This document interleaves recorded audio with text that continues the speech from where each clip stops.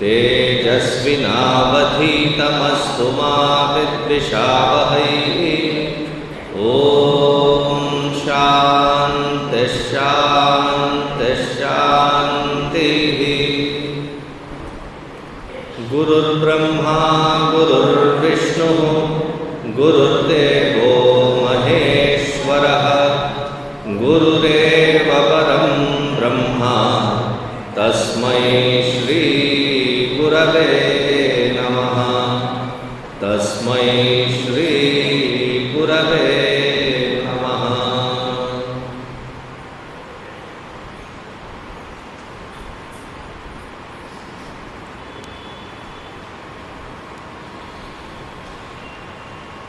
We are in the 34th shloka.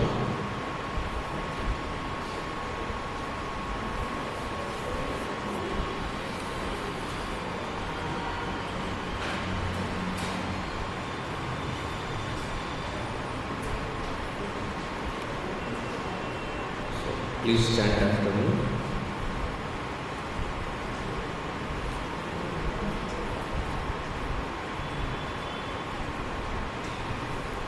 आचार्याः पितरः पुत्राः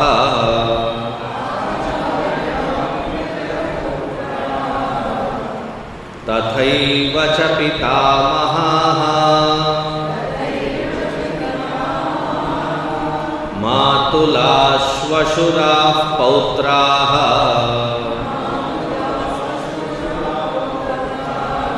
स्यालाः सम्बन्धिनस्तथा।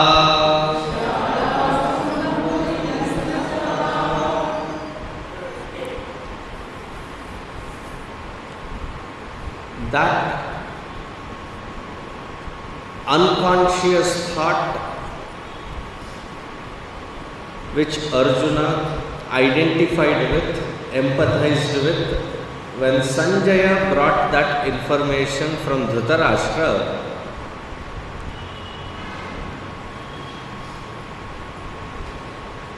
see, when you look at it from a very humane standpoint, without the backdrop of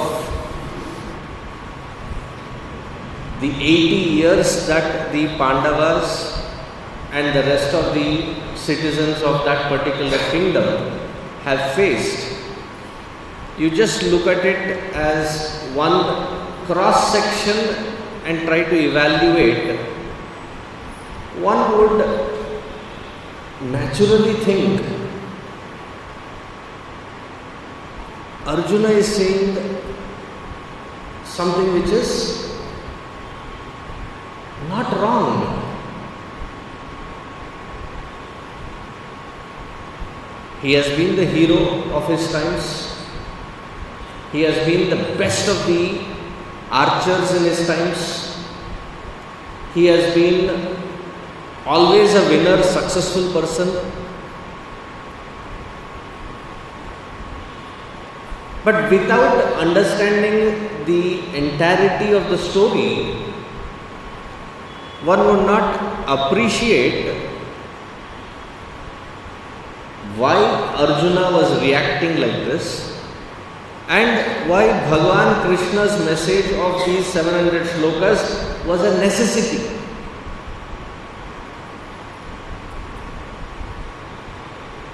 Otherwise, in the Western world where I have been for almost 2 decades, there are different kinds of interpretations. That Arjuna was peace-loving and it was the crooked mind of Krishna that he brainwashed him to go for the war. What is wrong if they had They had already given up the Hastinapura once. They have given up Indraprastha also. They could have given up their claim and started creating a beautiful Rajya for themselves somewhere else. So that is the logic that Sanjaya had given. That you will be killing all your own people.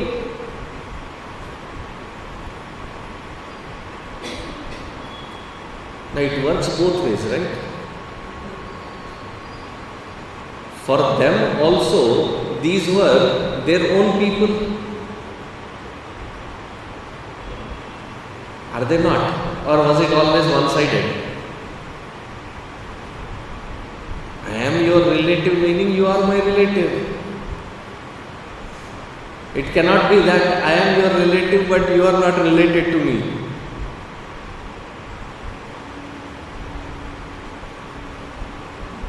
And it was not a wrong thing done for 1 year, 2 years. For 80 plus years, it has been consistently maintained to find a method to eliminate them, snatch their rights from them, assassinate them.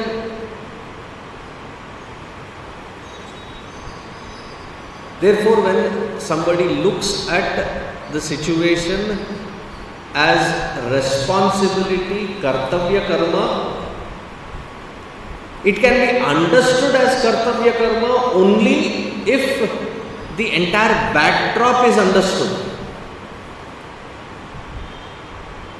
We already have various scholastic people calling that the Hindu scriptures are all mythology. They are all myth.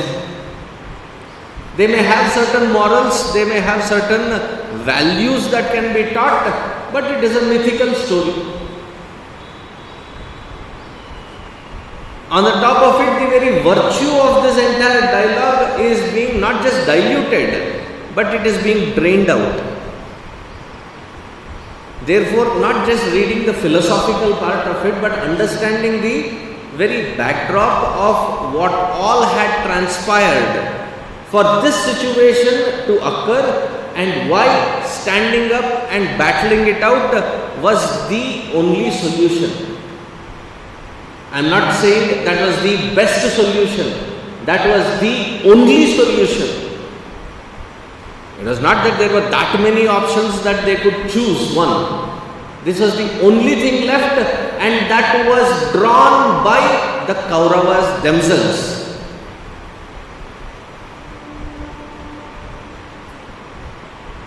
Arjuna lost track of the sequence of events and got carried away by the impactful emotional message that was sent by Dhritarashtra. Even today we see these kinds of things, that if tomorrow there is a match, Australia-India match, in the press conference itself, the strategy has already begun. You downplay somebody, you criticize somebody, and then you say that these are the flaws in these people. You can see through. And those of them who are like devoted to cricket, they have already chewed all their nails off in tension, anxiety. Pata nahi kya hoga kal. See, the effort is to attack not just on the field, not just on the game, but the mindset of the player that is coming onto the field, how to destabilize them, how to kick their rhythm out. And once the rhythm is out, it is caught up in different kinds of emotions.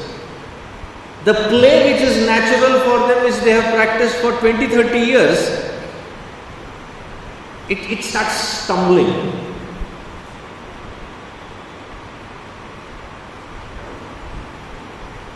For a paltry cricket match, when there are strategies of mind games for such a big kingdom, for such a big lineage, to hold on to such big kingdom. Would there not be such strategies?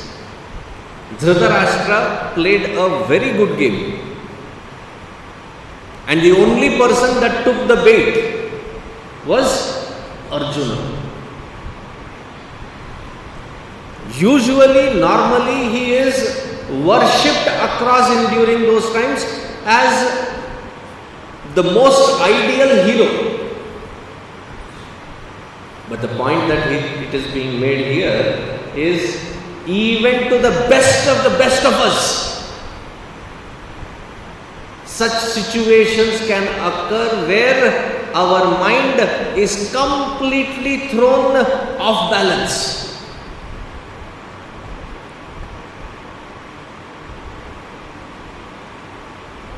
And at that point, the best thing to do is to find one person. सारे दुनिया को बताने की आवश्यकता नहीं है. हाय मैं लुट गया, हाय मैं बर्बाद हो गया. नाटकबाजी, नौटंकी, that doesn't help. One person that you trust, that they have your good interest in their heart. You open your heart out to them and seek guidance.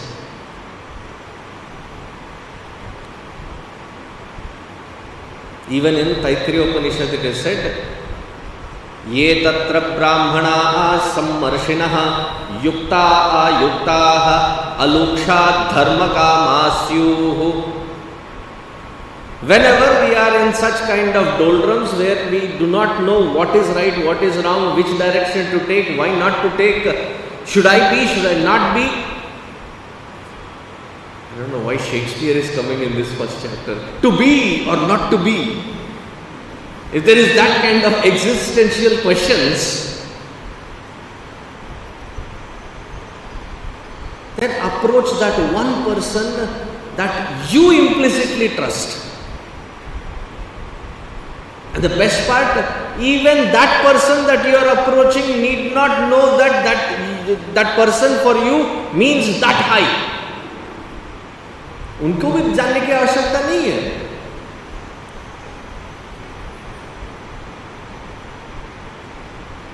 Impartially they will see.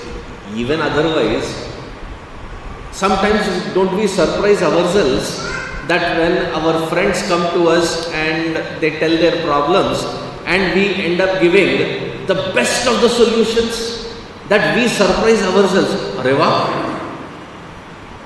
I have given such a good solution. I must be doing something good. When all other factors aside, one particular reason why we were able to give very good solution to others, you know what is that one reason? It is not my problem. I am not shaken up as the other fellow is shaken up.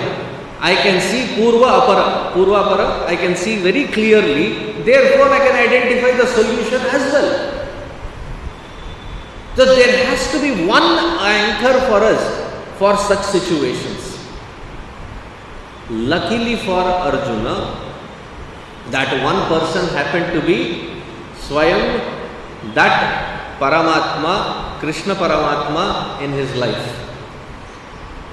And it was not a one-way track. That Arjuna thought that he was his friend. Krishna also thought that Arjuna was dearest to his heart. Why was Arjuna that dear to Bhagavan Krishna? The very word, the very name, Arjuna. Arjavat Arjunaha. Arjavam, straightforwardness, without any crookedness. In today's world, we may be as straight as a jalebi.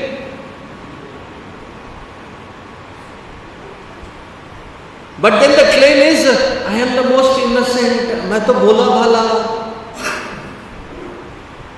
That is how we love to project and create narratives around it. Arjuna had no such hidden agendas. He was very straightforward. The name itself suggested. And the naming is not according to what we have today. The names were selected based on the quality of that individual, looking at the charts.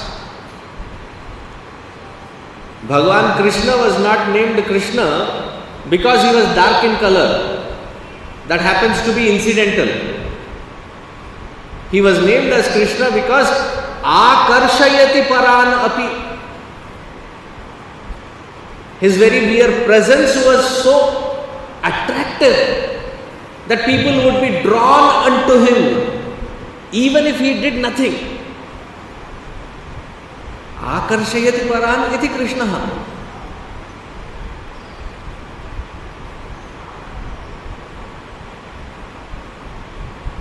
In today's world we may have names,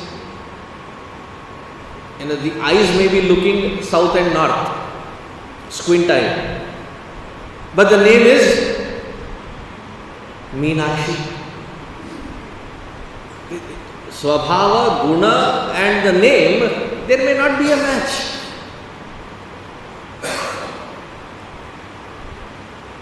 And sometimes we name our children, because we need unique names.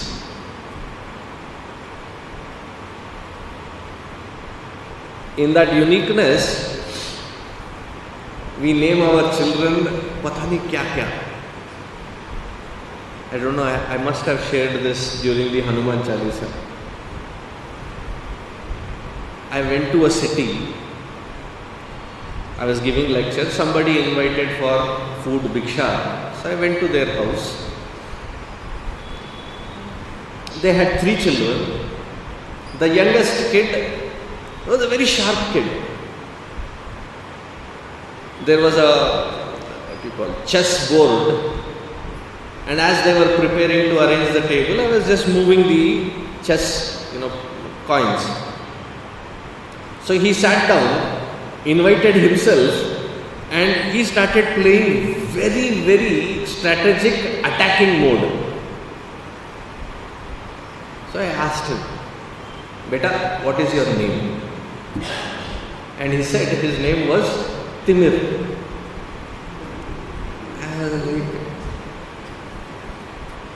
I called the parents. क्या नाम लगा है? Oh, we wanted some unique name, Swamiji. I said, do you even know what it means?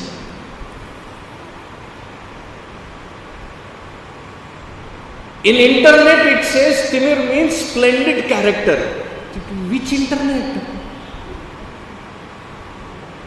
Timir means darkness. Ignorance, dull, dim-witted.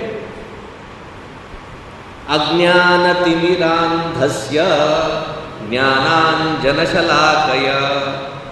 Ajnana, andhakara, timira, they are all like synonyms. I said, do you hate your child that you have named him Timir? So then I sat them down, explained the meaning. कि भाई, because you are calling him Timir that many times, you are actually fine-tuning him to be that darkness. They understood. I said, अब क्या करें?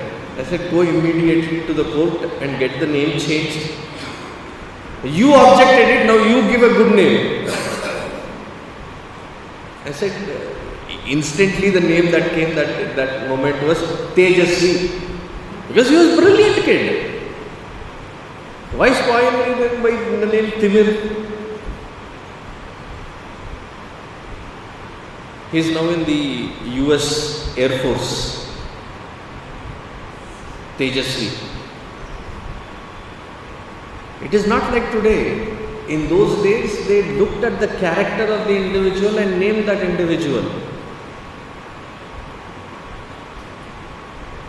Arjuna means Arjavat. He was a very simple-minded, straight-hearted individual. Arjavat Arjuna. There was no crookedness in him anywhere. What you see is what you get.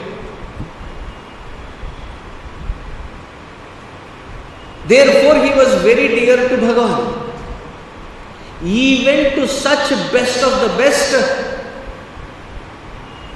in these kinds of situations, when life unfolds and in the intersection, you get thoroughly confused about what should be right, what should be wrong. Why? Because it is not just a logical thinking pattern. There is so much of emotions intertwined in it. That is what Dhritarashtra did to this Arjuna. That which was a logically very sincere, plain, straight thought, he intertwined it and made it a bhelpuri out of his mind. Sitting in his palace, he knew how Arjuna thinks. थोड़ा सा मसाला मिलाया उसमें, मुरमुरा मिलाया उसमें, थोड़ी सी चकली वकली सब डाला, फिर नींबू निचोड़ के एकदम मिला के.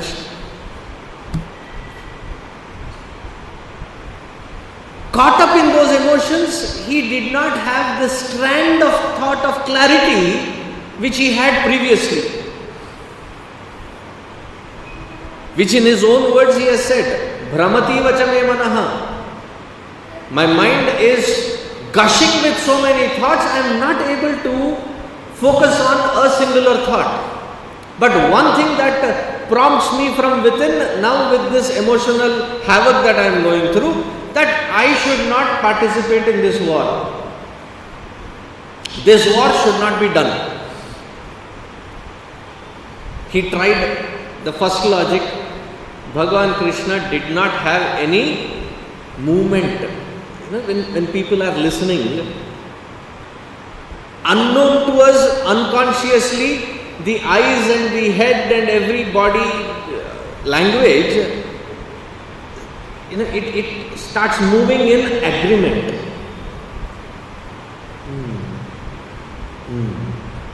There is that the spark of clarity in the eyes, the smile of understanding.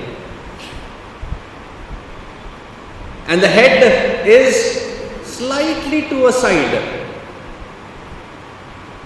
Vichar kar rahe hain. And as soon as they agree, it changes. There's so many signals that come. Bhagavan Krishna was standing there with a poker face, no movement at all. Now Arjuna is trying to read. I am trying my level best to convince this. Because whenever we are in confusion, what do? We go to ask different opinions. It is not that I am asking for an opinion which will differ from me. I am asking for an opinion from that person who will agree with me, second my thought, thereby I feel confident that I am validated. That validation was what Arjuna was seeking.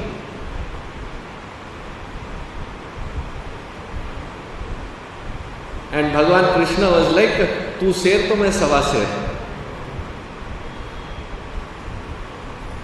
What are you trying to convince me? Try again. Try a different logic. He would not budge, agree with Arjuna. So he is saying, Acharyaha, Pitaraha, Putraha, Tathaiva Pitamaha. But as much as they were related to Arjuna, were they not related to Krishna? They were equally related to Bhagavan Krishna. Did Bhagavan not know who the Acharya is? Who their Guru was?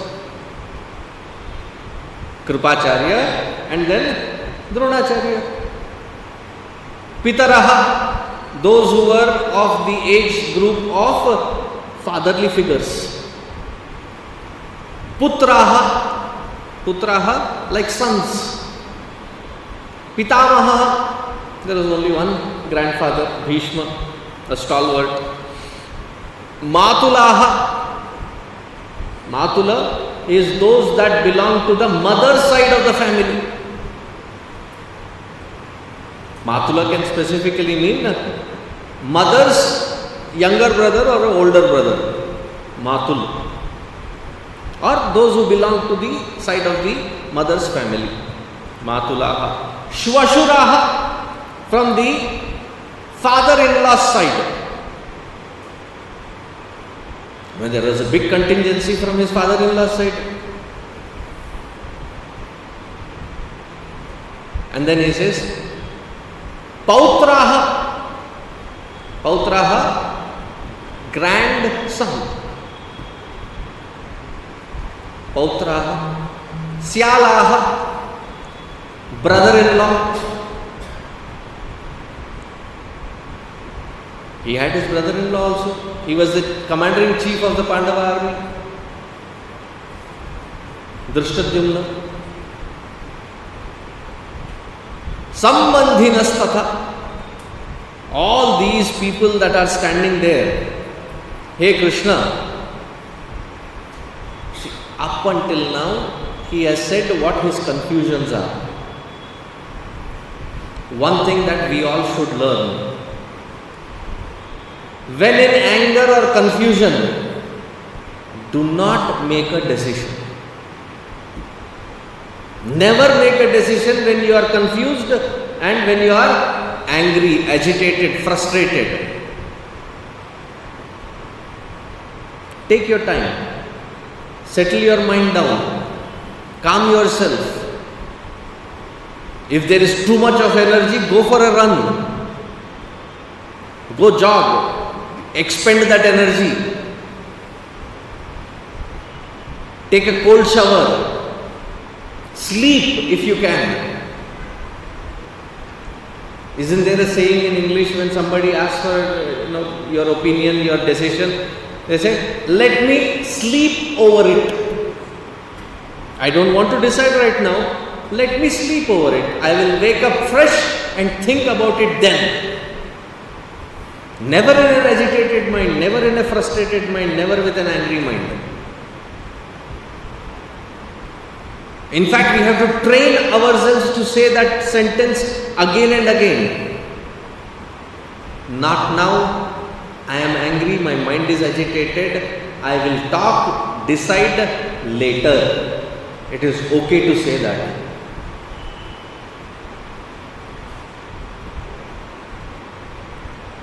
People might taunt, just stare at them and walk away from that environment. Do not decide in a fit of anger. Arjuna was confused in his own words and his logic very clearly states it. And then he does the blunder. What is the blunder? So far it was only confusions. Now he says, I have decided. Bhagavan Krishna must have caught his head. Arey nahi Arjun. What did he decide? Etan nahantum ichchami gnatopi madhusudana api trailokya rajyasya heto kim nu mahi krite.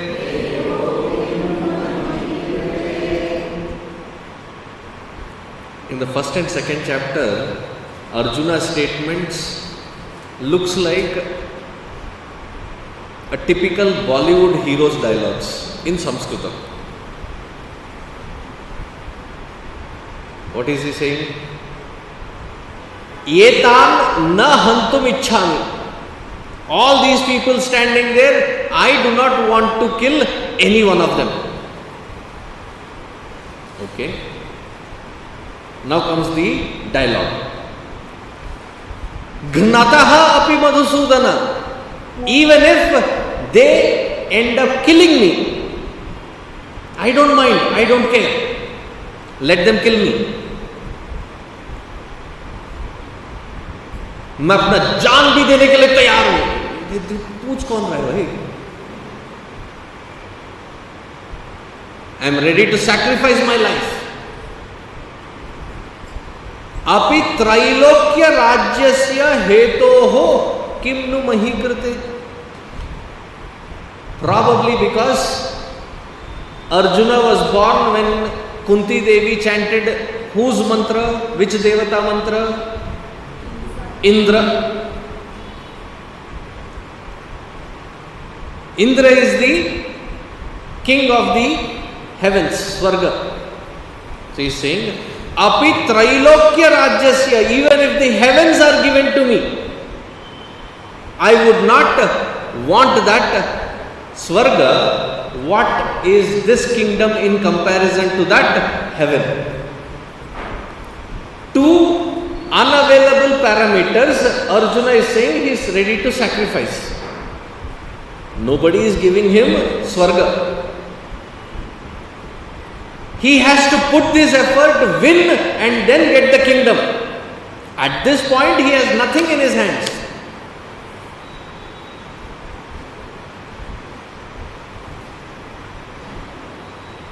If a businessman would have heard it, in the shops they write, cash now, credit tomorrow. Similarly, what is in his hands? Neither of the components that he is saying that I am ready to sacrifice. I am ready to sacrifice even that Swarga. What is this Rajya? I don't even care for it. I am ready to die. If people, knowing that I would not kill them, would come and kill me, I would not resist. This is called climbing the high horse of moral standpoint. मैं अपने अस्त्र शस्त्र भी छूंगा नहीं, चाहे कोई मेरी जान भी ले ले.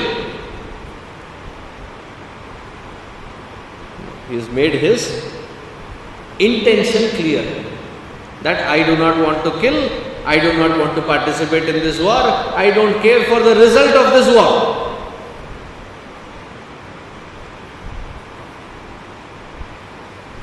And Arjuna must be thinking in his head, bhari dialogue bola maine. I made a very good dialogue here. It must move Bhagavan Krishna. And Bhagavan Krishna absolutely achanchala. There was no movement at all. He must have been thinking, or bol beta. So not seeing any response from Bhagavan Krishna, he continues, he says, Nihatya dhartarashtranaha ka priti syat janardana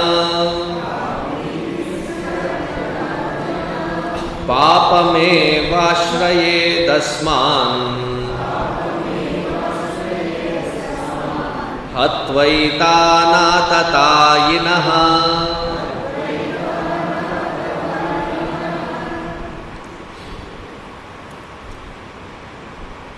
He is trying to poke Bhagavan Krishna now.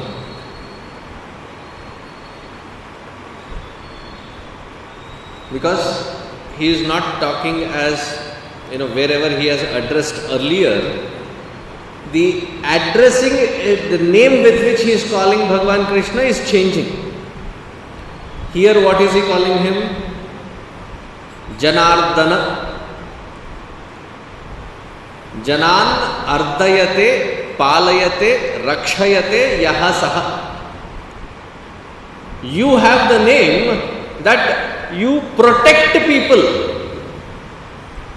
and you are expecting me to kill people. Therefore, he says, Nihatya dharta rashtranaha ka pritihi syat. I don't find anything amusing in killing these crooked children of Dhritarashtra. In this shloka, Arjuna is poking Bhagavan Krishna. Through this shloka, Sanjaya is poking Dhritarashtra, the crooked children of Dhritarashtra.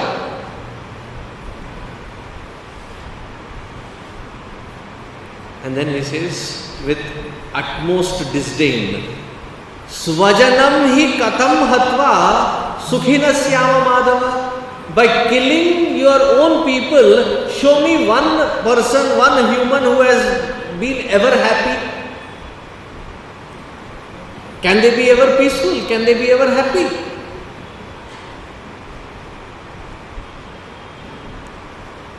Therefore, na vayam hantum. And here it is not a royal we, it is a collective we. We should not kill. It is not just anymore his decision for himself. He is making a collective decision on behalf of the entire Pandavas. Na arhaha. We don't have the authority, the right to kill these Dhritarashtra's children. He says why? Papam eva ashrayet asman. I will incur sin by killing my own people. And who are these people that you are refusing to kill? See, when you are saying, I do not want to kill them, the sentence should be, Ayyo papam vallu, bechare, chhod denge unko. Right? That should be the way that the sentence should form. But what is he recognizing them as? He is clearly recognizing them as atatayinaha.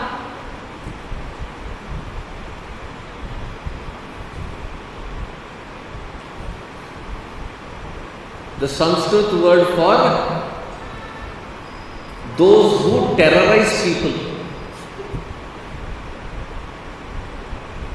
It is not ayyo papam, bechare hain, chhod denge, atatayinaha. They have tormented, but still they are svajana. There is no glory, there is nothing beautiful about killing them. And killing them, papam eva ashrayet asman. We will be incurring papa. See, this papa punya is a very difficult topic to understand clearly. When we say killing is bad, right? Killing innocent is even more taken at a higher standard as more cruel than killing. But when the same killing happens on the border by a soldier trying to protect the nation, they are given gallantry awards. Ashoka Chakra, Paramveer Chakra, Veera Chakra.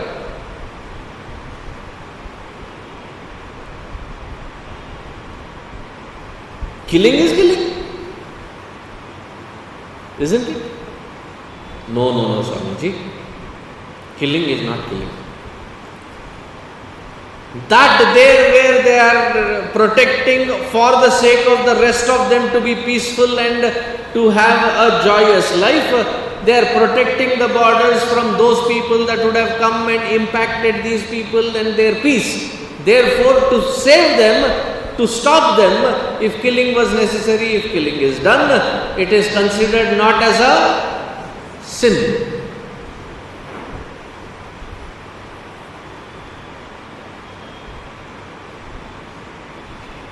Isn't that what was expected of Arjuna?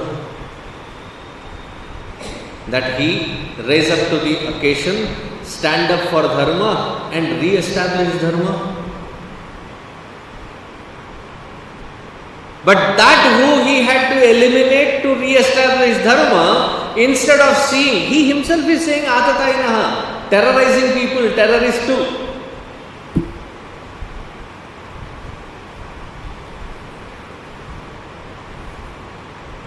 See, in his own words, if there was some compassionate world, the logic would have been somewhere else. He himself is recognizing all the atrocities that they have committed. They have tried to poison them, they have tried to burn them, they have tried to snatch everything away from them, they have tried to take the honor of Draupadi. None of these are pardonable. In his own words, he is recognizing and saying, these are Atatainaha. But instead of seeing these Atatainaha as Atataina, he is seeing them as Swajana, my own people, Bandhavaha.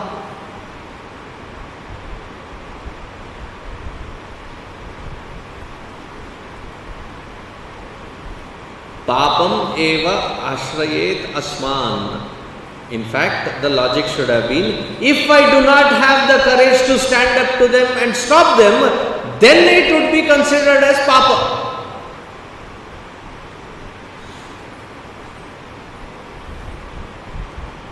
But his logic is upside down. Then he says, Tasman narha vayam hantum dhartarashtran svabandhavan swajanam hi katham hatva sukhinasyama madhava. Therefore, I am now concluding that we all should not kill these Dhartarashtran. They may be Atatai, but they are Swa Bandhavan. They are our relatives. Because killing one's own never gives any kind of peace or any kind of happiness. You would be traumatized. That's another buzzword these days. Trauma.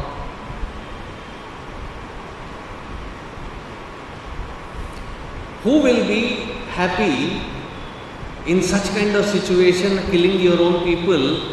Will there be happiness for such individual ever again in such life? Think, Madhava.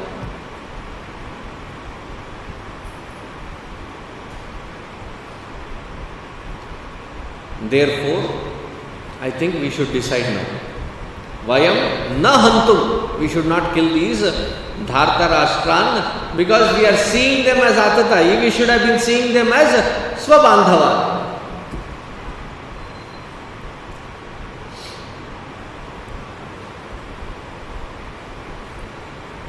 I think we have lost the purpose. We are seeing it wrong. Why are we seeing it wrong? Arjuna again trying to convince Bhagavan Krishna. So far there is no sign of validation yet guaranteed. So he says, Yadyapyete na pashyanti lobhopahata chetasaha kulakshayakritam dosham mitradrohe cha patakam.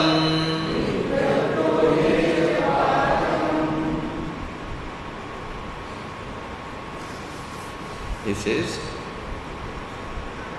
I think we are not seeing all of this in a good perspective. Why?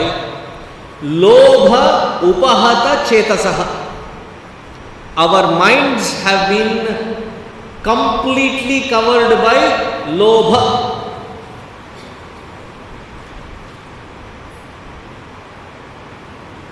To have more kingdom, that greed has gotten into us. through the lens of Lobha, when we are seeing this whole situation, we are not seeing the ground reality. Yadyapi ete na pashyanti. Ete, he must have been showing towards all the Pandavas. All of us are not seeing this clearly. Why? Our eyes have been blinded by this lobha.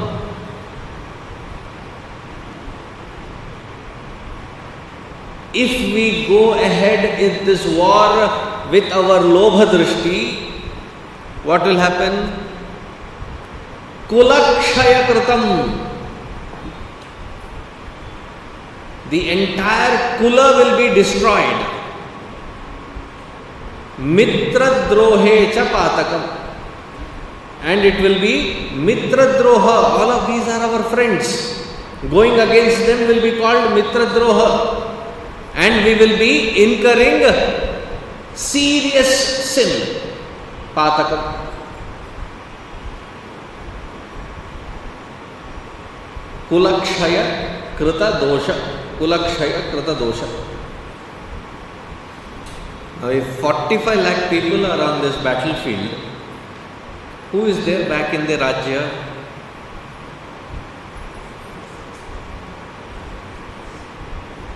Elderly, small children, women and sick people. Isn't it?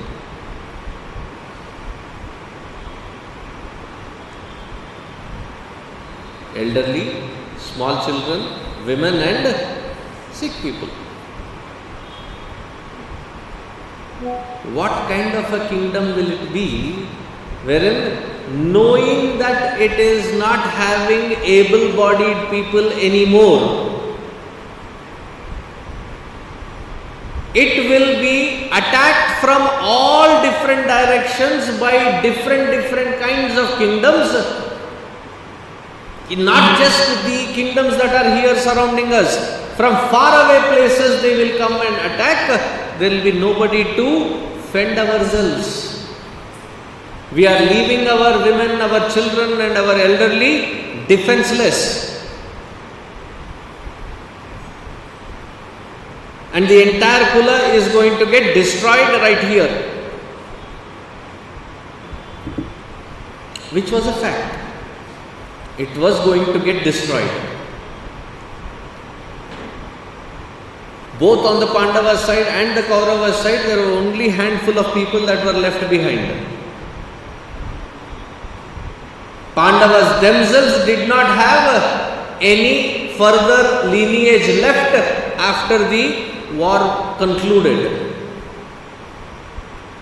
Upapandavas done, Abhimanyu done.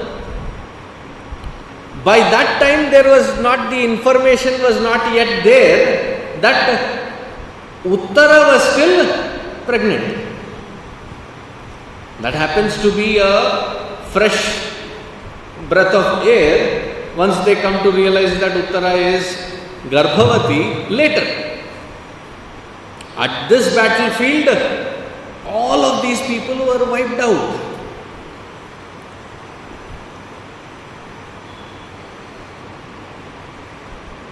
In fact, after Bhagavan Krishna finishes his Leela, it is as though Arjuna's Virya had completely been evaporated. He himself was not able to protect Krishna and his family. By roadside bandits. Now imagine if there was all these things that we would have passed that Kulakshaya. Now what will happen if this Kulakshaya dosha happens? He says, Krishna, you should know this better. What is it? Katham nagneyam asmabhihi papadasman nivartitum Kulakshayakritam dosham Prapashyadbhirjanardana. Hey Janardana, the one who protects everyone, kindly understand. If the entire Vamsha is destroyed right here, there will be nobody protecting our women and children. When it would be attacked by the other civilizations, the first thing they would do is they would eye on our women, and when the women are taken away, see, the society and the civilization's backbone, at least according to the Sanatana Dharma, the backbone is the women, the mothers. If from one generation to the next, if the value system, if the civilizational honor has to be transmitted, it is always the mother that is the key to transmit it to the next generation.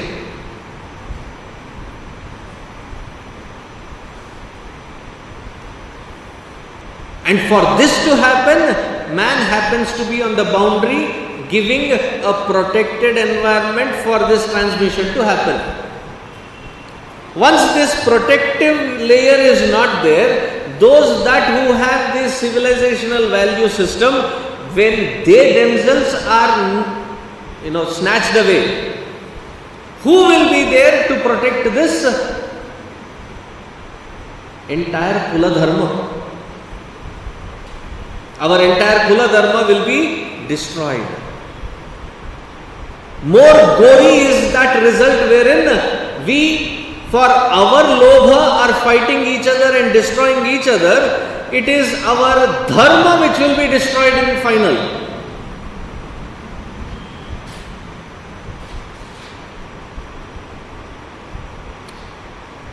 That's why I said, if you listen to Arjuna without the backdrop of this story,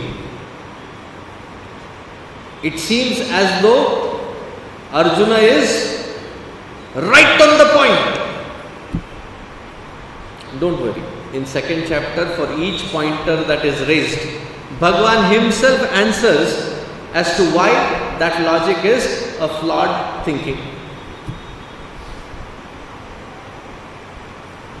But this saga will continue even in second chapter up until the 10th shloka. In 10th shloka only the actual Bhagavad Gita message will begin. Up until then it is Arjuna Vishada Yoga only. So he is trying to say that it is our job to protect dharma. Now, isn't that what has happened even in the recent past in our history? What has happened when other civilizational value systems have come in? Our basic value system gets completely diluted. We don't even understand that we have borrowed this from the other civilizational values and diluted our own value system.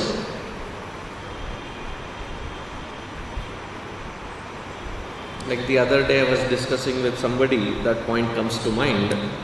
It is fresh in the mind. Have you heard of this sentence?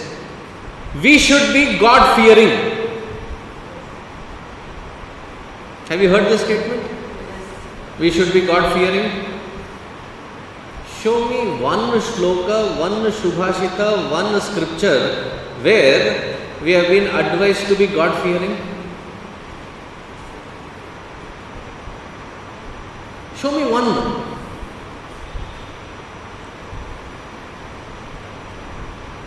Whereas 5 times a day there is this saying that if you do not worship this particular form of God, you will perish in eternal hell for eternity. The wrath of this God is that.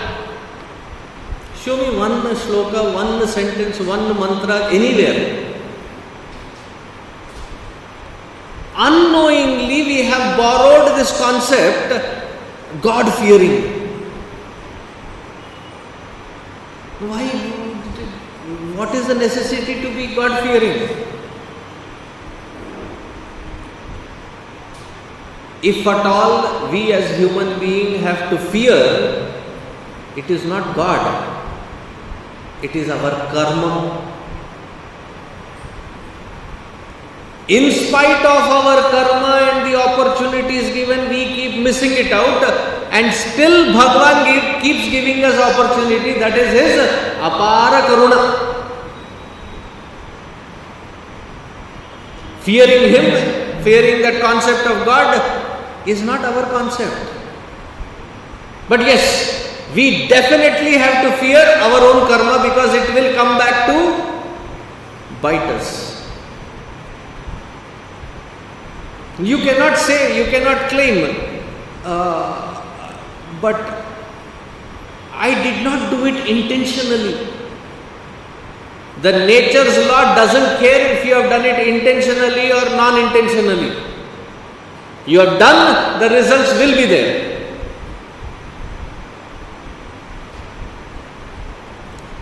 If you are working with electricity and you do not pay keen attention, touch the live wire, what will it give? It will give you a very shocking experience. You knew it and touched it, you got the experience. Supposing there is an innocent child, there is not even a sankalpa or idea of electricity or no electricity. उस छोटे से बच्चे को electricity के बारे में पता भी नहीं है. That person is sleeping. There is a wire that is coming from a lamp, a table lamp or something that got knocked off, and the child while sleeping turns. You know our children, right? On the bed, they play soccer. They start from this corner, they end up in that corner. And inadvertently rolls over on that electric wire. Do you think electricity is going to sit there and evaluate? Nahi, beta. Do you think there is going to be any melodrama there?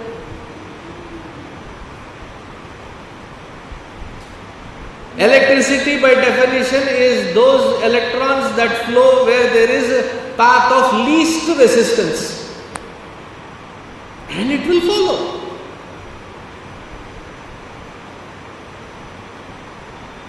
We get it wrong that there was no intention, there is no idea at all. How can this? I should be excused because there was no intention. Get it attentively. Whether there was intention or not, there is one thing we definitely have to fear, is our sankalpa and the karma. It will come back with its potent results. At that time I cannot say, but my intentions. This is not court of law. This is nature's law. Another concept, when I am saying the dilution of our value system and civilizational ethos. There are people that come to me and say, Swamiji, please pray for me. I said, why? You are closer to God. ये गलतफहमी किसने सिखाया?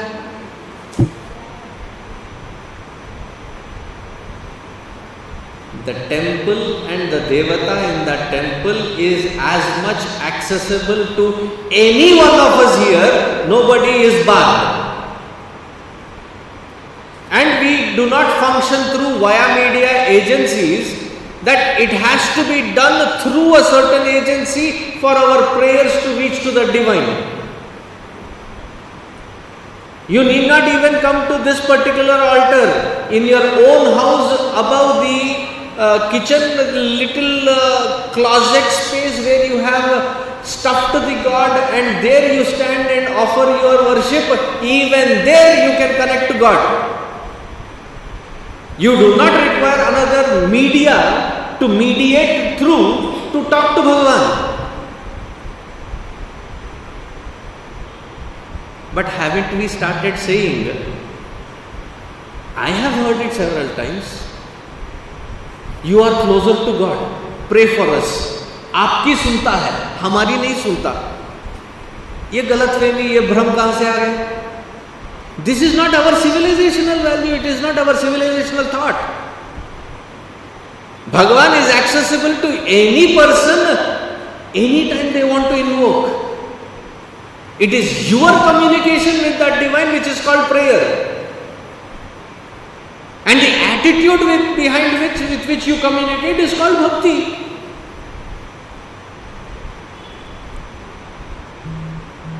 Have you heard of the story of Bhakta Kannappa?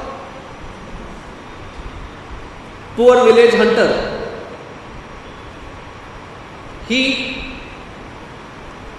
saw a Shivalinga. And that Shivalinga he fell in love with.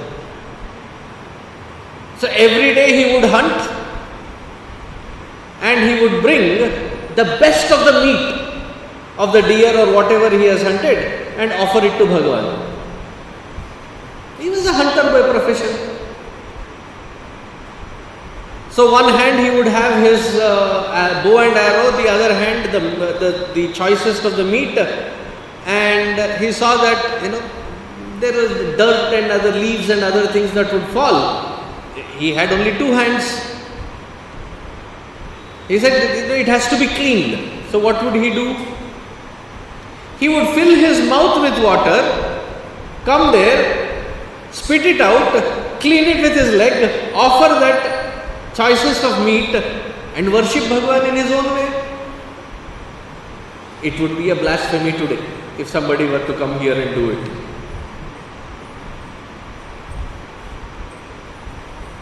And then to test his devotion, one day when he came, Bhagavan's one side of the eye started bleeding. The Shivalinga, there must have been some carving, it was bleeding. So in his own primitive sense of understanding, बेचारे मेरे भगवान को मेरा आंख लेके लगा देता. And he carved out his eye and put it there.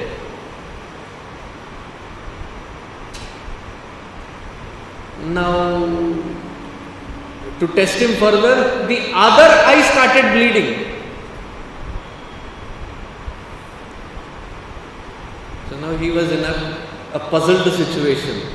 Now if I take this eye also, how would I know where to place it? In his innocence, he put his foot, big toe, on that eye which was bleeding so that he knew the marker, carved out the second eye and plugged it in. Now in our normal sense, anything that comes out of your mouth is called uchishta, jhutha.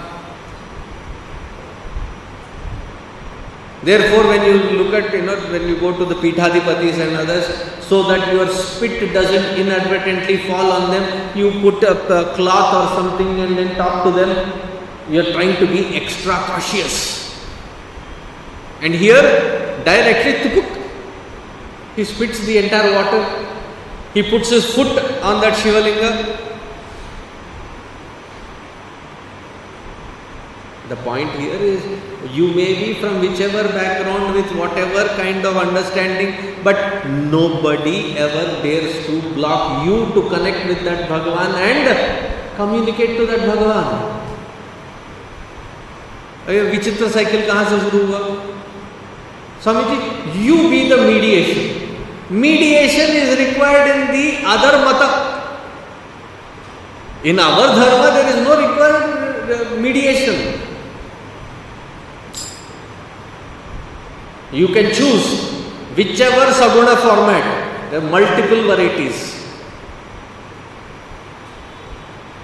We don't deal with retail business. We are wholesale business. जो चाहिए, जितना form में चाहिए वो लो. It is not just the variation in Rama, Krishna, Shiva, Kartikeya, Ganesha. Within Krishna you can have variation. You've heard Mirabai's bhajans? In all her bhajans, what is that Krishna that she worships? A very specific one. मेरे तो गिरिधर गोपाल, दूसरो न कोई. No other form of Krishna is also entertained by her. Only that Krishna who is carrying that Parvata on his little finger, that Krishna alone she is worshipping. Not just different forms of Devi Devatas. Within one form, now you have Rama, Pattabhirama. Then you have Vanavasi Rama. Then you have Kodanda Rama. You have +1 Sita Rama. You have Dasharatha Rama. There are so many forms, and there are people that worship that particular form. Ab Vrindavan jaye, it is not any Krishna, it is Laddu Krishna, Laddu Gopal. That walking on the floor with one laddu on the hand. Remember? That is the Krishna that they worship. Go to this, what do you call them? Vallabh Sampradaya. They will not worship Venugopal, they will not worship Radha Gopal, they will not worship any other format. It has to be that Krishna who is on his form and holding that laddu. That Krishna alone they will worship.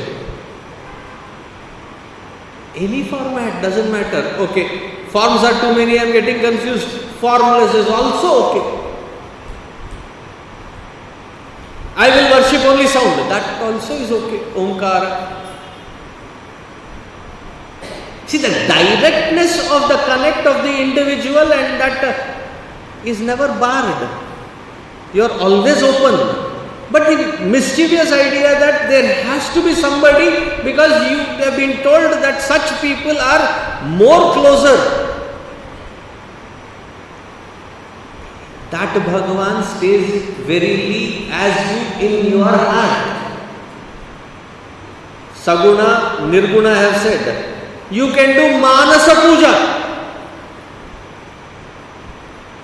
Ratnai kalpitam asanam himajalaihi snanam cha divyambaram. Where is that? In your own meditative equipoise, you can meditate upon Bhagavan and offer your worship in that meditation.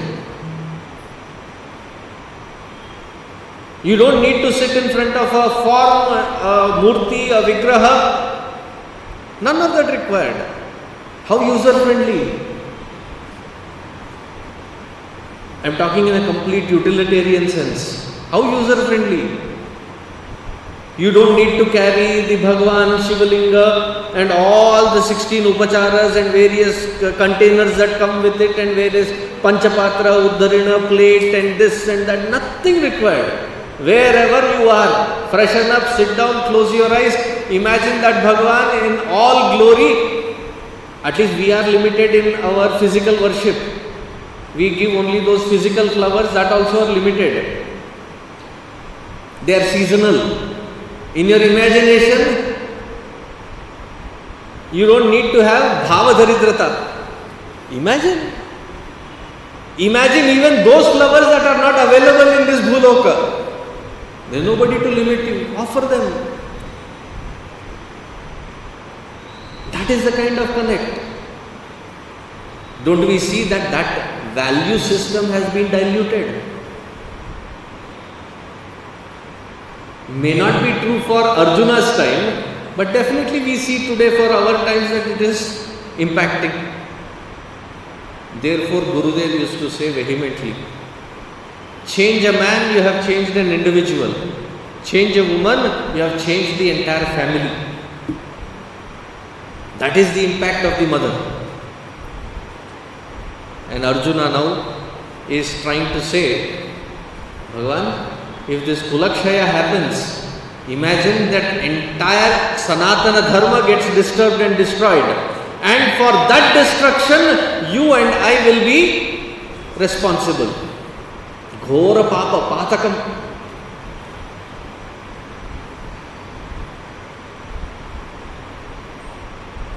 And then he continues with the same thought, which we will conclude tomorrow.